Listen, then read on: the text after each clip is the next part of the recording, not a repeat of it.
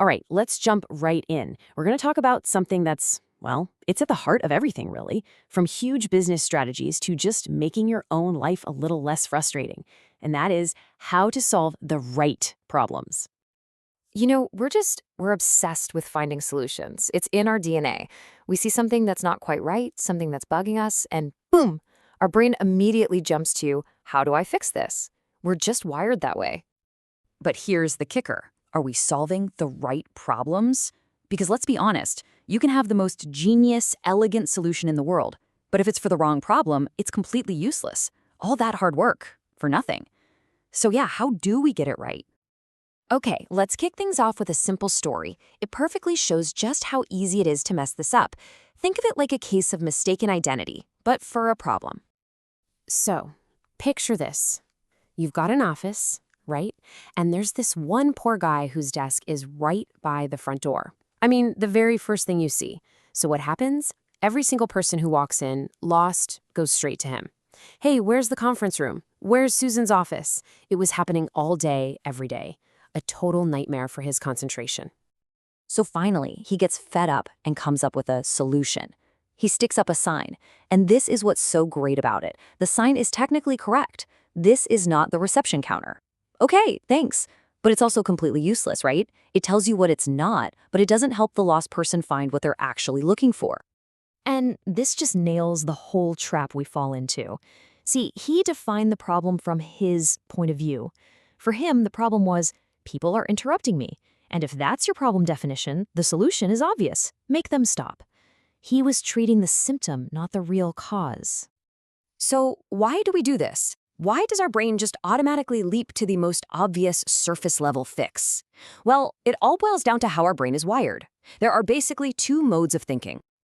The famous psychologist Daniel Kahneman calls them System 1 and System 2. System 1 is your fast brain. It's your gut reaction. It's automatic, emotional. It's the part that feels the annoyance of being interrupted and just wants to make it stop now.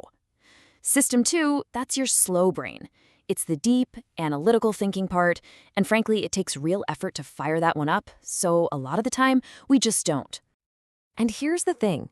When we live in that fast System 1 world, we only ever react to the symptom. The interruptions? That's the symptom. The angry sign? That's just a reaction to the symptom. We never get around to asking the most important question, why is this happening in the first place? So how do we snap out of it? How do we force ourselves to slow down and use that powerful analytical part of our brain? Well, good news. There's a really simple but incredibly effective tool for this. It's called the 5 whys, and it's exactly what it sounds like. You state your problem, and then you just ask why over and over again, maybe 5 times. Each answer becomes the starting point for the next why. It's like digging a hole. You go past the surface level dirt to find what's really buried underneath.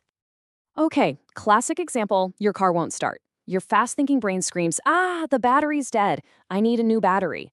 But hold on. Let's do the 5 whys. 1, why won't it start? The battery is dead. Okay. 2, why is the battery dead? Well, the alternator isn't charging it. 3, why not? The alternator belt is broken. 4, why'd the belt break? It was just old and worn out. And the final, big one, 5, why wasn't it replaced? Because the car has no regular maintenance schedule. Bingo! The real problem isn't a bad battery. It's bad maintenance. You fix that and this whole mess doesn't happen again. And look, this isn't just for everyday annoyances. This way of thinking can literally change the fate of a country. Let's look at a huge case study. How Singapore completely reframed the problem of an aging population. So for most countries, when they talk about an aging population, it sounds like a disaster, right? It's framed as a huge burden. Older people need more health care, they need more support, they're not working. It's all seen as a massive cost to society. And when you see it that way, your solutions are things like, well, I guess we have to raise taxes. But Singapore's leaders did something brilliant. They questioned the entire premise.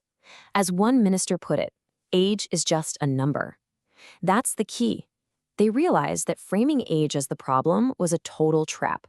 What really matters isn't how old you are, it's how healthy and functional you are. And that one little shift, it changes everything. So they completely redefined the problem. The issue wasn't we have too many old people. The issue was how do we prevent people from becoming unhealthy? Because think about it, an unhealthy person isn't productive. It doesn't matter if they're 30 or 80. So the goal totally changed. It wasn't about managing the old, it was about keeping everyone healthy, because a healthy population is a productive one. And this new problem definition led to a radically different solution. Instead of just planning for more sick people, they created a system to keep people well. Look at this initiative, Healthier SG. It's a total flip. The old way, doctors make money when you get sick. The new way, they get paid to keep you healthy. It moves the whole system from reacting to sickness to proactively investing in the country's health and productivity. Just wow. So you see the power here, right? The power of just reframing the question. Your answer is only ever as good as the problem you're trying to solve. So let's bring it all the way back to our guy in the office with the annoying sign. Now that we have these new tools, his mistake is it's so obvious. The problem was never, ever about the interruptions. That was just the symptom. The real, root cause problem was that visitors were lost, and his desk was simply the first landmark they saw. And once you define the problem correctly, it's a navigation problem, the solution becomes blindingly obvious. You don't need an angry sign, you need a helpful sign, a simple map at the entrance that helps people find their way. It solves their problem, which in turn solves his problem. Everybody wins. And really, that's the whole point of this. The quality of your solution is completely tied to the quality of your problem definition. So before you leap to an answer, before you build the next big thing, you have to fall in love with the problem. Really get to know it, question it, and define it perfectly. So I'll leave you with this question. What's a problem in your own life or at your job that's been bugging you? And what if you've been defining it all wrong? What could you unlock if you just took a second and asked why a couple more times?